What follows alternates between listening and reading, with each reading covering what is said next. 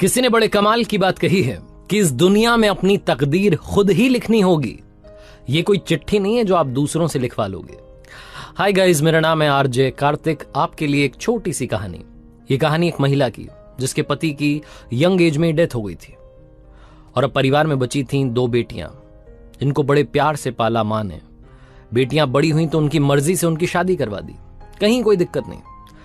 Coincidentally जो दोनों बेटियां थी वो अपने परिवार को चलाती थी। उनके पति ज्यादा कमाते नहीं थे तो दोनों बेटियां बिजनेस करके अपना परिवार चला रही थी। एक बेटी जो थी वो छाते का बिजनेस करती थी, दूसरी वाली जो थी नूडल्स का बिजनेस करती थी, सेवई का। सब कुछ ठीक चल रहा था। ये जो मां थी ये दोनों ही बेटियों से बराबर प्यार करती थी। कभी उनके वहां चली जाती, कभी इनके यहां चली जाती। बेटियां भी मां से बहुत प्यार करती थी। एक दिन ये जो मां थी रोने लगी।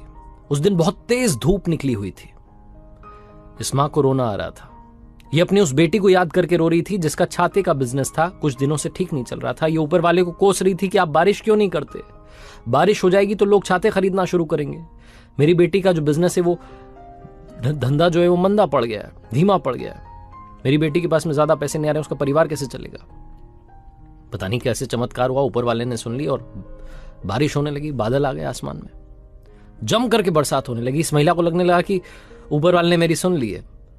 अब जो मेरी बेटी जिसका छाते का बिजनेस है उसका छाते बिकने लगेंगे, उसके पास पैसे वैसे आने लगेंगे, खुश होने लगी। इसके चेहरे पर एक छोटी सी मुस्कान आई ही थी कि अचानक से उदास हो गई और वापस आसमान की तरफ देख करके कहने लगी कि हे ऊपर वाले, ये क्या कर दिया मेरी दूसरी बेटी के साथ में नाइंसाफी।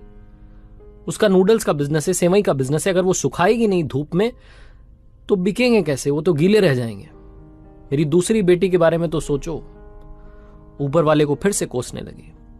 अब ये रोजाना का रूटीन हो गया था। जिस दिन धूप आ रही होती थी उस दिन कोस रही होती थी कि बारिश क्यों नहीं हो रही। बारिश होने लगती थी तो कहती थी कि धूप क्यों नहीं आ रही है, मेरी दूसरी वाली बेटी का कौन ध्यान रखेगा।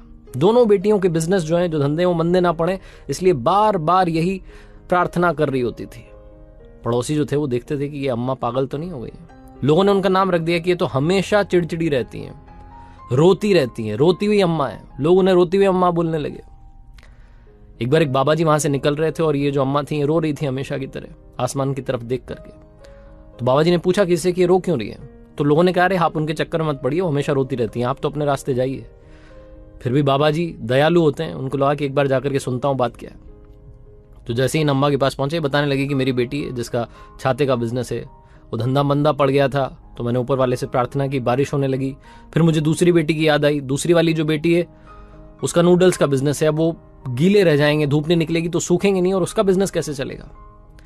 बाबा जी ने जो कहा वो ध्यान से सुनिएगा। उन्होंने कहा कि बहुत सिंपल सोल्यूशन है। जिस दिन आसमान में बादल हों, बरसात होने लगे, उस दिन आप उस बेटी के बारे में सोचिए जिसके छाते का बिजनेस है और ये सोच करके खुश होइए कि उसके पास में तो पैसा आ रहा है। उस दिन अपनी दूसरी बेटी के बारे में मत सोचिए। और जिस दिन धूप निकली हो उस दिन अपनी उस बेटी के बारे में सोचिए जिसका नूडल्स का बिजनेस है। उस दिन उस वाली बेटी के बारे में मत सोचिए जिसका छाते का बिजनेस है। तो ये काम आप करना शुरू कीजिए, अपने आप ही आपका रोना बंद हो जाएगा, ऊपर वाले से शिकायत बंद हो जाएगी। बाबा जी ने जब ये कहा तो अम्मा को सारी बात समझ में आ गई। जो करना है जिंदगी में वो आज करना है, आज में रहना है। जो आज मिला है उसमें जीना शुरू कीजिए। कल की चिंता करके परेशान होना बंद कर दीजिए। छोटी सी कहानी बस ये सिखाती है। कभी आपकी जिंदगी में खुशियां आई हैं तो कभी गम भी आएंगे, लेकिन उनके लिए तैयार रहिए, उनका सामना करने के लिए हिम्मत के साथ। एक बार फिर से कहूंगा, ऊपर वाले के आशीर्वाद के साथ, अपनी फैमिली के प्यार के साथ और अपनी सच्ची मेहनत के साथ कर दिखाओ कुछ ऐसा कि दुनिया करना चाहे आपके जैसा। याद रखिए, हर सोमवार सुबह 9:30 बजे मेरे साथ देखिए मेरे सोशल मीडिया हैंडल्स पर एक नई कहानी।